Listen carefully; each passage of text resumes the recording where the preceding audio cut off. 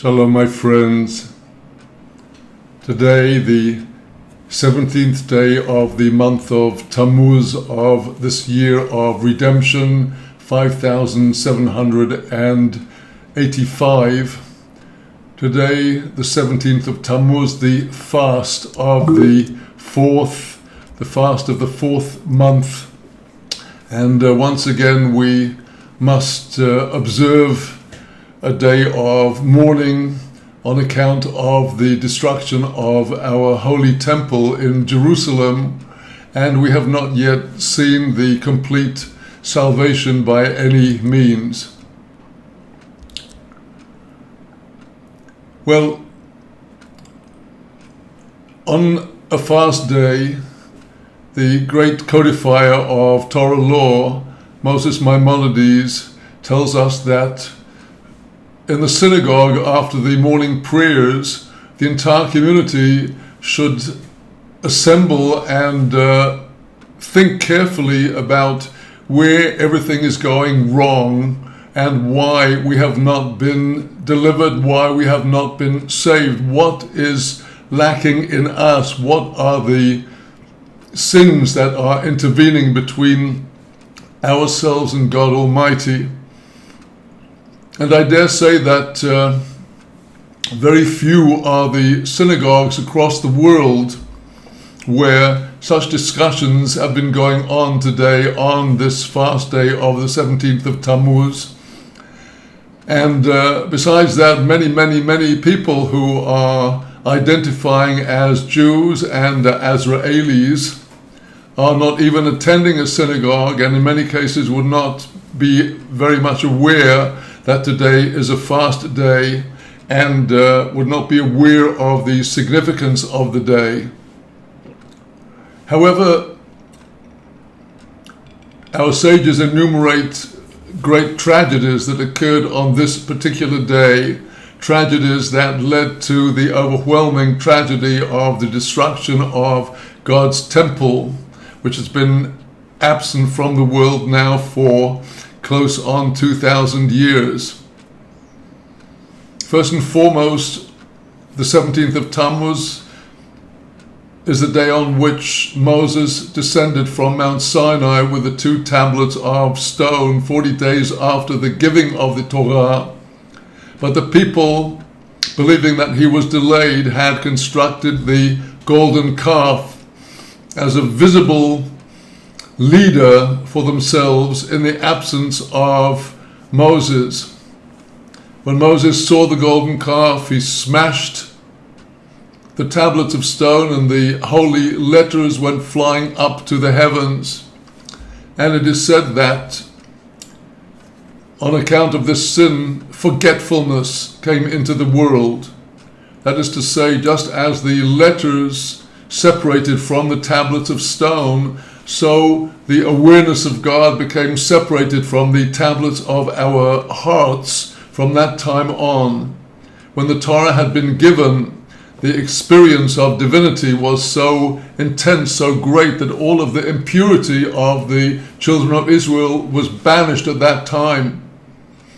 However, with the sin of the golden calf, once again the angel of death, the evil side, had their hold and injected impurity into the children of Israel. And this has left its mark ever since. And the punishment for the sin of the golden calf is one that occurs throughout history. So enormous was the sin that the punishment has been protracted and drawn out so as not to destroy the entire civilization, and we are suffering from the consequences until today. In temple times, on the 17th of Tammuz, in the time of the Second Temple, the Romans breached the walls of the city. They overcame the siege, and that was to lead 3 weeks thereafter, on the 9th of Av, to the destruction of the temple in Jerusalem.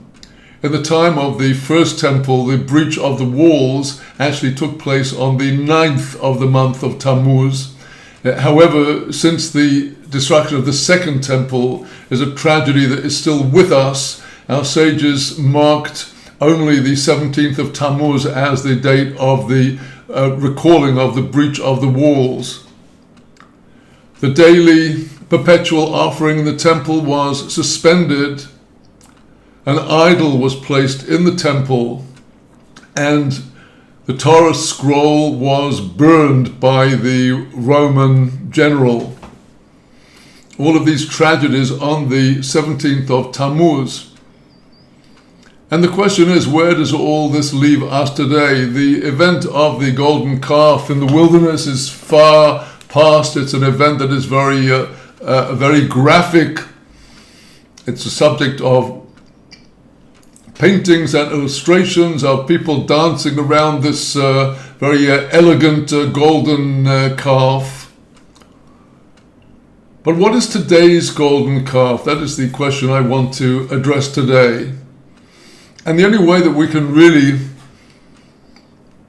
understand this in our situation of exile that we are in today, our situation of spiritual exile, is by returning to the only sources we have today through which we can understand and interpret the present reality. Forgetfulness has entered the world. The absence of awareness of God is throughout the entire world. And among the children of Israel, it is the forgetfulness of the true significance and meaning and importance of the Torah that is one of the main keys to our plight today. Well, in order to get a point from which we can get a true perspective on events, we only may turn to the prophets, because the prophets of Israel spoke for all time, and the situations which they addressed in their time are recurrent, they are circular, just as King Solomon writes at the beginning of Kohelet Ecclesiastes, that everything comes round in cycles, what was will be. And we are running through the same cycles because our job is to make repairs for what went wrong in the previous cycles. Well, now,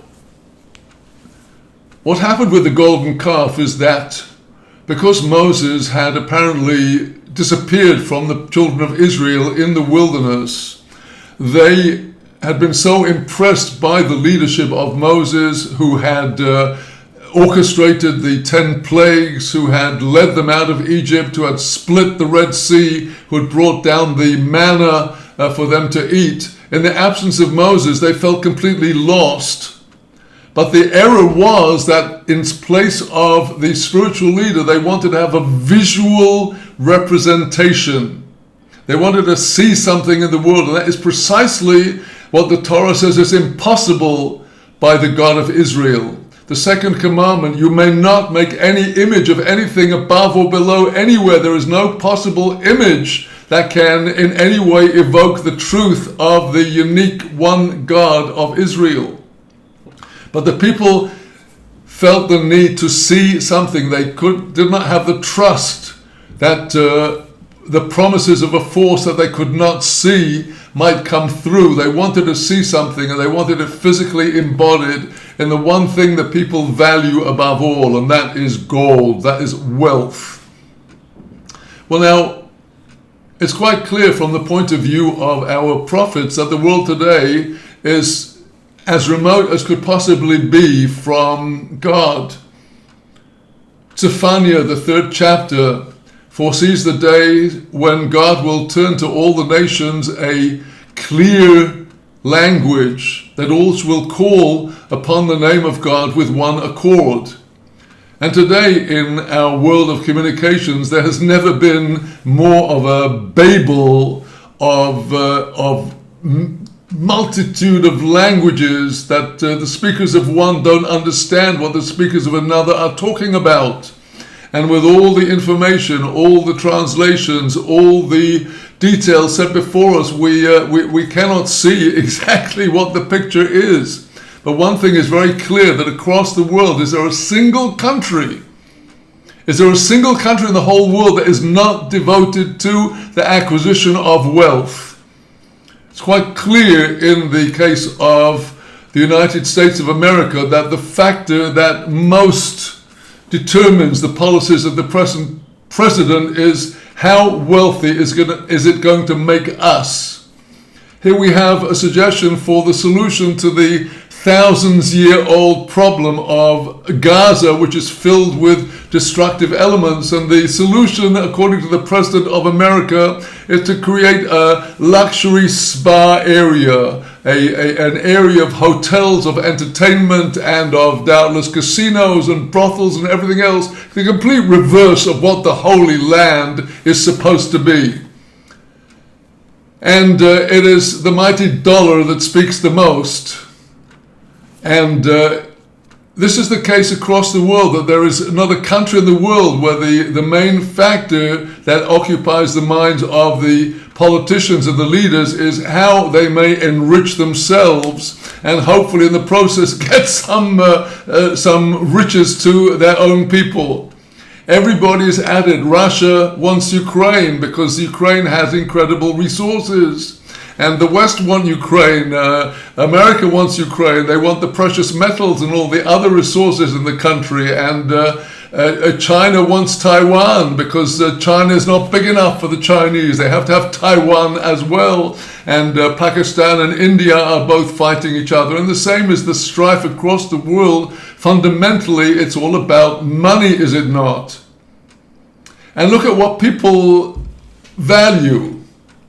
The most successful people in the world, the multi-billionaires, people like the owner of Amazon and the owner of Facebook and the other very great celebrities, their main interest is expanding their wealth in purchasing yachts that are far beyond their own personal needs and all kinds of other symbols of wealth and of conspicuous consumption. And this is something that is perpetrated by the media across the world. And now this is the complete opposite of what the Torah and the prophets are teaching, that on the day of Messiah, people will cast away their gods of silver and gold. They will cast away their faith in the works of the hands of men. And we will lift our eyes to the heavens, and we will seek out the one God as the only one who can bring peace to this tortured world. Because as long as everybody is busy trying to make money and expand their wealth and are not too concerned about how they do it, then the world is destined to painful times. We've been watching over the past few years a phenomenon where the wealth of the mass of the population has literally been sucked out of the system and transferred into the pockets of hidden elites. It's very clear now that the enormous profits that were made by the pharmaceutical companies during the so-called COVID epidemic, and now those same companies are trying to produce medications to fight the serious bad effects of their vaccinations and making more profits. Much of this money found its way into the hands of politicians and influencers, all of whom were gathered together to promote something that, if we really face the facts, was a big ado about something very minor, about a minor outbreak of flu. And the worst of it was that this was a virus that was manipulated willfully and deliberately in laboratories.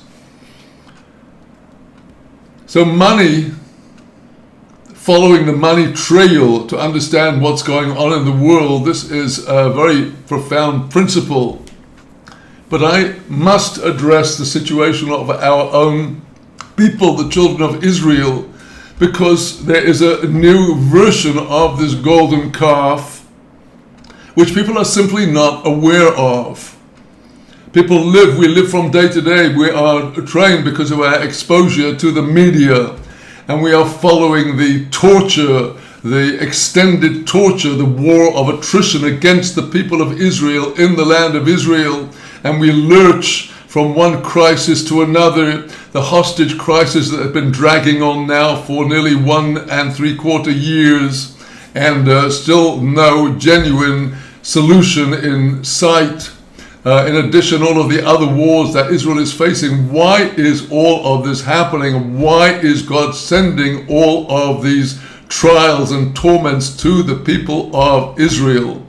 And we really need to come clean and to understand, to face up to the facts. If today is a fast day, when we are talking about the root sin of the golden calf, we need to look at seriously what has gone wrong with our people in the land of Israel. You know, this war, which is getting on all of our nerves, which is exhausting everybody, in which thousands of our people have been killed, many more thousands have been injured, maimed for life, with life-changing injuries and the most devastating effects of the war, and we see no end to it. The country lurches from crisis to crisis. Every day we get new reports of soldiers, our young flower of our youth, killed in Gaza, not through in actual battle, but through incompetence, military incompetence on the part of the Israeli army. Why is this happening? Why is the country lurching from crisis to crisis? Why is there no solution? We thought on the day after October the 7th, now we're going to finally take action and overcome our enemies. Now they'll do something real. And we're still in the same situation. The Israeli army has been in and out of numerous areas of Gaza. And after all the times they've been in and out, there are still terrorists hiding and they are killing our soldiers. Why is the army so incompetent as to allow this to happen? With the Iranian war, when the war broke out, we thought, at last, Israel is going to do something and finally vanquish our enemy.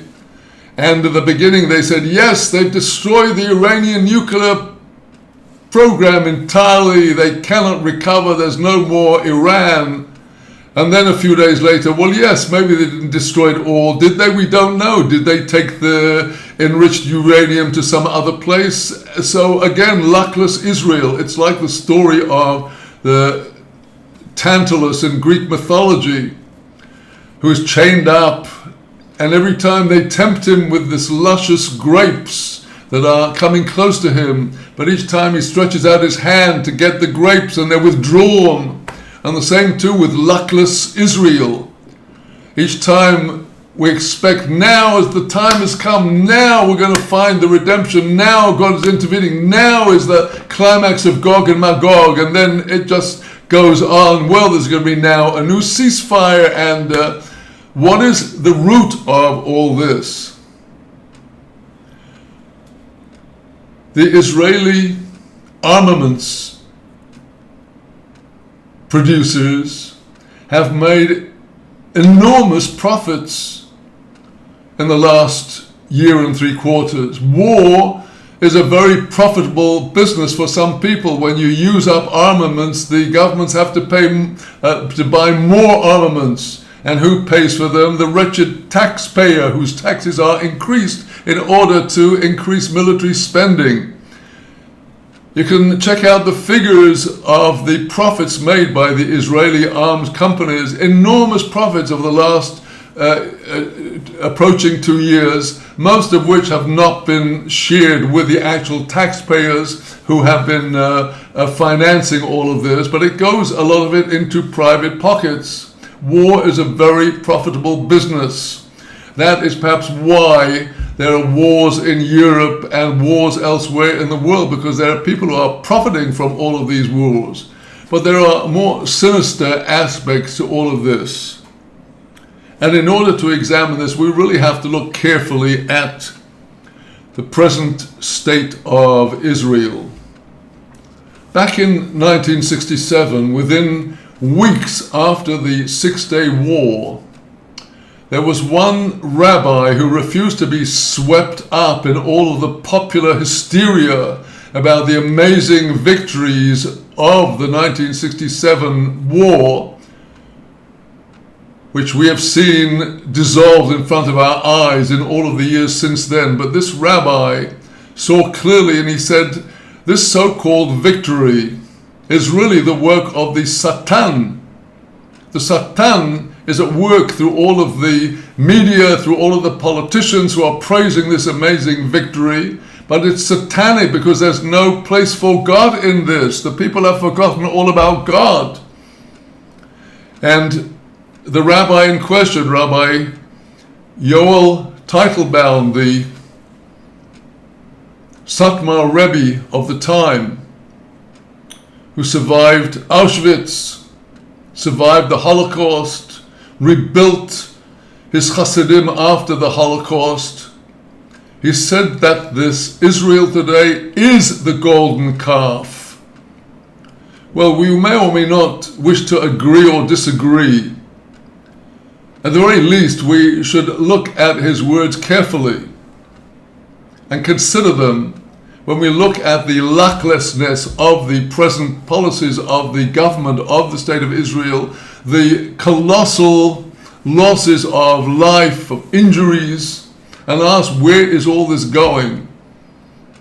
Rabbi Yoel Teitelbaum held that there was a sinister plan behind the creation of the State of Israel, that the intention of the original founders of the Zionist movement, Theodor Herzl, and those who put his ideas into practice, Chaim Weizmann and David Ben-Gurion, they had a sinister plan which was to gather all of the Jews in the land of Israel in order to knock out the Jewish faith and the Jewish religion from the people of Israel. Now, none of us really wants to accept this. We have a knee-jerk reflex, knee-jerk reaction to anything relating to Israel because it's a very touchy point with all of us. Israel is our insurance policy, is she not? Even the people who are most far from the Torah in countries outside of Israel, if you probe them, as I've done with a number of people, they'll tell you, yes, if things get really bad, we're going to move to Israel. Israel is their ultimate insurance policy against the anti-Semitism that we now see spreading like wildfire across the world. And we need to ask, why is this the case? What is the Jewish people doing that is causing people across the world to view Israel and Jews with such venomous hatred? Well, back to the prophets. The mission of Israel is not to be the most profit-making producer of armaments in the world. Yes, it's true that Israel, surrounded by enemies, has to defend itself.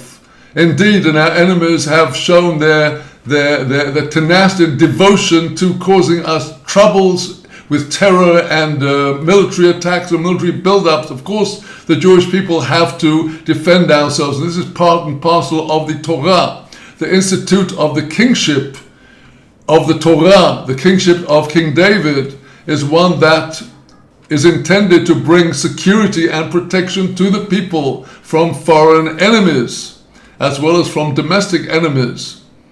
But actually, if we look at the history of the State of Israel since its inception, 1948, far from promoting the truly Jewish ideals, the country's been devoted, and perhaps rightly so, to building itself up economically, to providing housing and for, roads and other amenities for everybody. But where is the Jewish element in this? In what sense is Israel the Jewish state, of which the Balfour Declaration said that the land of Palestine shall be the Jewish homeland? That is not the case in Israel today. Indeed, the predominant idea is that we must be a pluralistic society, we must be an inclusive society, and for that reason every Tom, Dick and Harry must be allowed into Israel. And this includes the thousands and thousands and thousands of people who are just about ready to perform every terrorist action they can at the drop of a hat. We see that in Israel, in the Arab cities of Judea and Samaria, there are festering cells of terrorists who are planning and executing attacks day after day. And yet, the official policy of the government is that we must turn a blind eye to the build-up of the Arab populations. Whereas any Jewish expansion in the traditional heartlands of the land of Israel, Judea, Samaria, any Jewish expansion is curtailed by the government. If you just travel around Israel, you will see, looking at the Arab towns, the proliferation of new buildings which are largely unoccupied or unfinished. They are an assertion of a claim to the land. Why does the Israeli government officially turn a blind eye to all of this at the same time as the Israeli government literally persecutes Jewish Israelis who believe in the historic gift of the land of Israel to the people of Israel, to the Jewish people, and are building settlements on the hills with caravans and temporary structures? And along come the Israeli army and the police with brutality destroy these endeavors to settle the land with Jews. Why? Why are the Arabs allowed to build their houses and the Jews are not? This policy of persecution of Judaism in the so-called Jewish state is on so many levels of the society. The High Court of Israel recently issued a fiat that the government is obliged immediately to recruit 54,000 Haredi young men to the Israeli army because the Haredim are said not to contribute their fair share to the defense of the country. Despite the fact that the average Torah observant Jew is getting up early in the morning, spending 1 hour in his talis and tefillin praying, another half hour at midday for mincha, another half hour in the evening for Ma'ariv, his studies and his observances. That is not considered to be a contribution to the state of Israel, and only to the Israeli army is it considered to be a contribution. Well, I have a dear friend who has a son who is from a Haredi family and who has served in the army. And my friend's son tells him that the whole idea of the 54,000 recruits of the army is a complete joke, which the army is aware it's an unrealistic fantasy, and so does the government, and so does everybody else. It's all a publicity stunt to arouse hatred and antipathy towards the Haredim as if they don't serve in the army. My friend's son said to him, number one, the army is totally unequipped to deal with 54,000 Haredi recruits. Number two, most of these young men would be entirely unfit for battle service, and the army has no need in the other sectors for additional manpower. Yes, they need fighters, and not surprisingly, because the army is killing off their fighters, sending them as cannon fodder. We had an example just last week of a young man who some months ago ran away from the army, a man from a Torah observant settlement, the settlement of Yitzhar in Israel. He was compulsorily recruited to the army. He saw what was going on, he ran away. The army caught him, put him in prison and broke him and took him back into the army. 3 months ago he got married. Last week he was in Gaza and he was sent to check out a neighborhood in Gaza which allegedly the Israeli army had previously cleaned of terrorists. Well, according to the Israeli media reports, there was a sudden, completely unexpected attack from Hamas terrorists on this solitary soldier in his vehicle, And he put up a great fight. He resisted them, he fought, but in the end they shot him and killed him. Well, it turns out that this account in the Israeli media was falsified by actual footage of this event, which was publicized by none other than Hamas, who showed how the terrorists had been actually stalking this solitary soldier in his vehicle, and they had him in their sights. And when they saw him approach, that was when they finished him off without a single moment for him to struggle. There was no struggle, the terrorists just got him. And moreover, it transpires that the soldier had requested authorization to eliminate terrorists in the area prior to his scouting, and he was refused. And he lost his life because of this Israeli army idolatry to an ethic of warfare that no other nation in the world adheres to, the ethic of ethical warfare. And this has cost the lives of countless Israeli soldiers. It has destroyed the lives of those who have been injured in attacks on account of this crazy policy, which not the Russians, not the Ukrainians, not the Chinese, not the British, not the French, not any other, and certainly not the Americans ever observe in their warfare. We see indiscriminate attacks on civilians by Russia in Ukraine, by Ukraine in Russia, and nobody bats an eyelid. Only when Israel is accused of something which turns out to be baseless does the whole world rise up on its feet in condemnation. And the Israeli government are so beholden to the nations of the world. They have adopted the culture and the outlook and the ethics, so-called, of the nations of the world, and that is how they govern the people of Israel, according to an ethic which has no place whatever in the Middle East. And at the same time, the government persecutes the settlers, persecutes those who observe the Torah. In what sense is this a Jewish state, where there is no Sabbath across most of the country, where there is indecency up and down the country, gay pride is permitted, but to stand up against the insanity of the present policies, that is stunted, and a complacent and compliant media pays no attention to these issues. Well, to understand all this and how this relates to the golden calf, we have to recognize, although evidence, hard evidence, is very scanty, that the entire enterprise of the State of Israel is a Freemasonry project. Now, religions in the contemporary world, genuine religions in the sense of ways of life that actually people follow. In the case of the worshippers of the golden calf, this has gone entirely underground.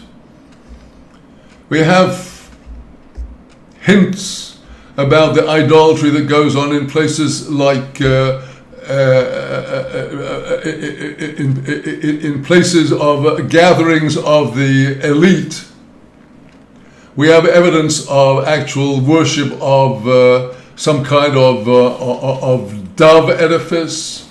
It is said that the Mormons have a golden calf in their center in Salt Lake City. In a place called Bohemian Grove, people have actually filmed some of the idolatrous rituals that take place.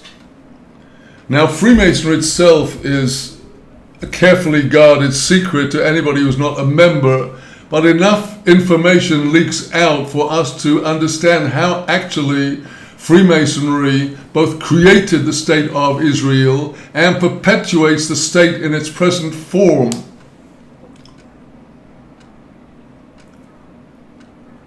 It's well known that the patrons of Freemasonry in its modern form are the Rothschild family. And it was the Rothschild family who essentially patronized the project of setting up the Jewish homeland back in the early years of the 20th century, following the Zionist conference in Basel in 1896. And in the years that followed, it was the Rothschilds that were working behind the scenes with Chaim Weizmann, who later became president of the State of Israel, and David Ben-Gurion, who became the prime minister of the State of Israel.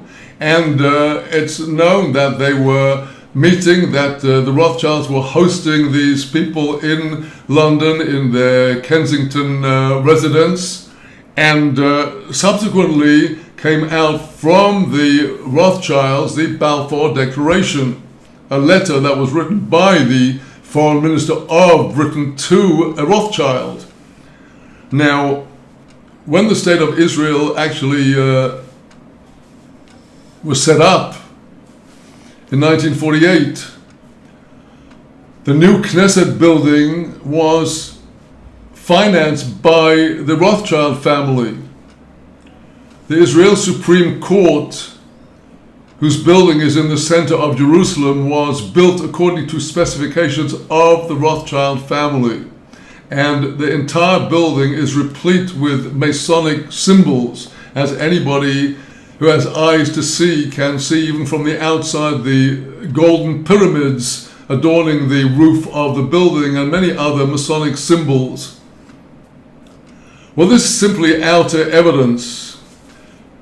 Recently, evidence came out that the Grand Master of Israeli Freemasonry is actually formerly served as a top-ranking Israel intelligence officer.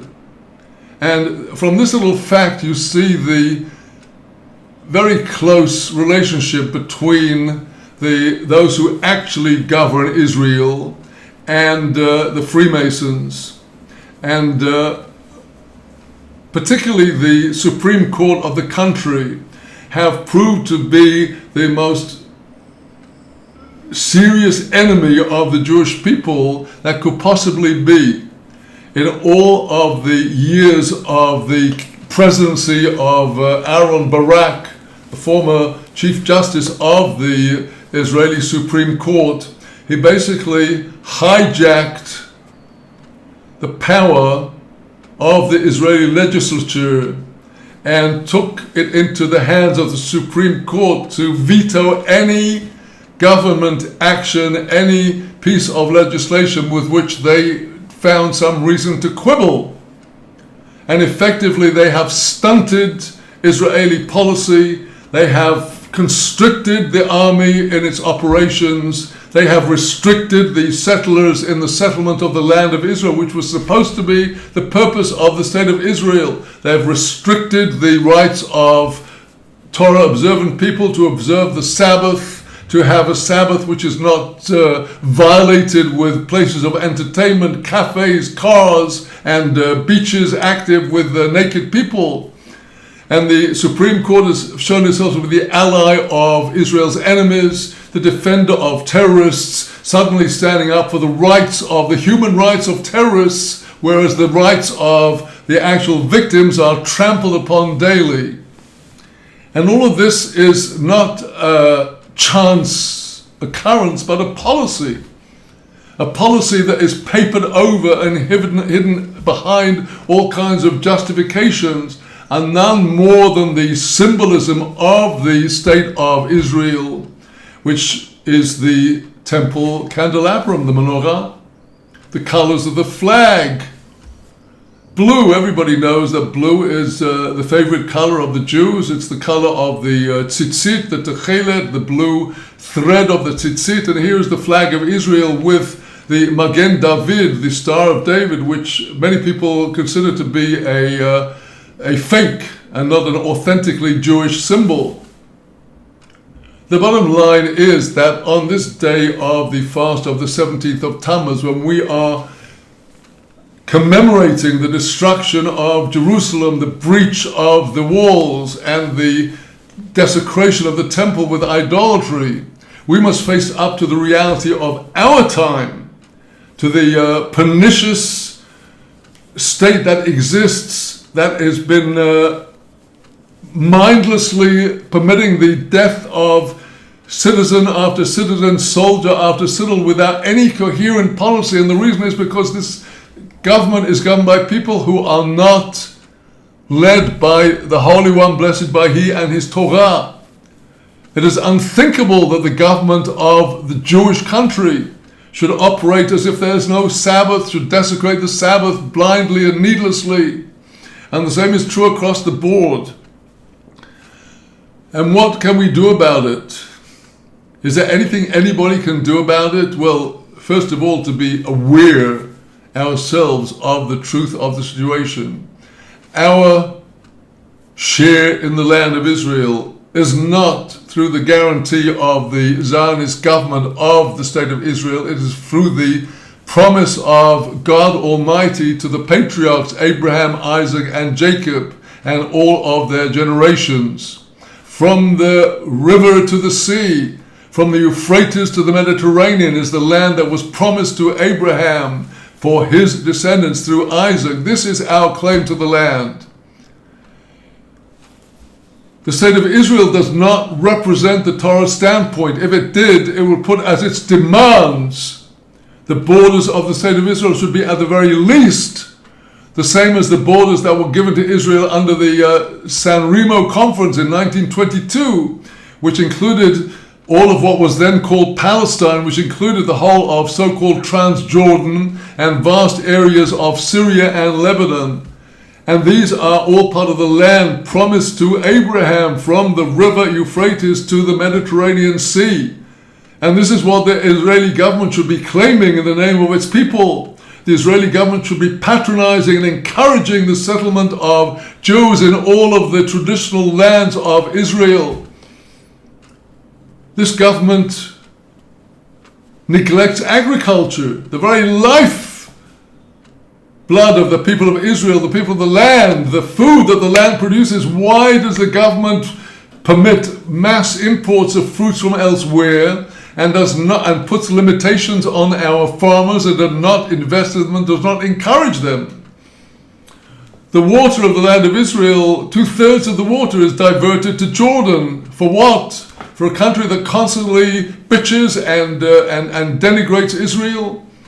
The government has all of its priorities wrong, and it's a muddle-headed government, and the only way to clear the head of the government will be through systematic education in Torah and Judaism. You know, across the entire education system of Israel, besides the Haredi sector, in the so-called Mamlachti Dati, the state religious sector, there is a minimal study of Torah and Jewish history. In the overall public education, which is not Dati, not religious, which encompasses the majority of the young people of Israel, there is no reference to Judaism whatever, no meaningful understanding of Jewish history, no meaningful study of the Bible, no meaningful study of the mitzvot and the obligations in the land. And all of this cannot said to be a Jewish state. And people today across the world have been Jewish people, supporters of Israel. We're all concerned about the hostages. And true, these lives are precious, but so are the lives of our soldiers. So the lives of our civilians, so the lives of our young people and their future. They're all precious. And what we truly need in this country, return to a genuine Torah government, which means that you take genuine wise sages who are wise in the ways of the world as well as their knowledge of the Torah. And unfortunately, this cannot be said of many of the rabbinic leadership in the country today, where their involvement in politics is primarily to secure budgets for their concerns, which is fair because they pay taxes like everybody else. But where is the Torah leadership? Where is the Torah initiative? And if all we can do is to sigh and offer our prayers for the future of the land of Israel, for God's glory in the land of Israel, that is what we should do. We should understand what is our true purpose? What is the true purpose of the land of Israel? Not to be a major exporter of arms, but to be an exporter of the knowledge of the God of Israel, the one God, the creator of the world. That should be priority number one for the Israeli government, to get up and stand and call a spade a spade. To say to the terrorist government sponsors of Qatar, you are sponsoring terrorists, you are not legitimate mediators. To say to Saudi Arabia, we don't trust you when you say you would like to make the Abraham Accords with us until you acknowledge our claim to the land of Israel, and you don't continue to talk about a Palestinian state that has proved to be completely unviable.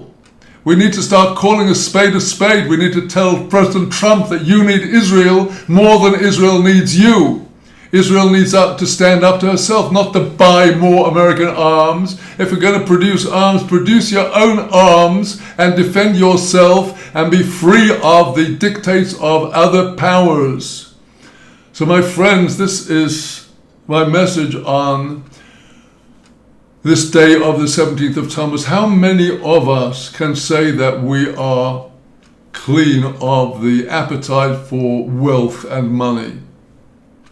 It's perfectly legitimate to have a good standard of living, a good way of life. The Torah blesses us not only with spiritual blessings, but with material blessings. However, our societies have run amok with the extravagance in the festivities of bar mitzvahs and weddings and the fashions, the furnishings, the holidays and everything else. We all need to take a very, very careful look at ourselves. Why do we support Israel? What do we want Israel to be? Who are we to be? My friends, I pray that we will be able to fulfill the prophecy of the prophet Zechariah when he was asked after the second temple had been built if it was still necessary to observe the fast days commemorating the destruction of the first temple, the 17th of Tammuz, the 9th of Av, the 3rd of Tishrei, the day of the assassination of Gedaliah ben Achikam, the last governor of Judea, which signified the end of Judean independence, the 10th of Tevet, the beginning of the siege of Jerusalem by Nebuchadnezzar. He was asked, do we still need to observe these? And his answer was, these days of the fast of the fourth month Tammuz, and the 5th month Av, the fast of the 7th month Tishrei, and the fast of the 10th month, they will all turn to days of rejoicing and festivals. Well, a true festival is one where the soul is elevated to higher levels of insight and understanding.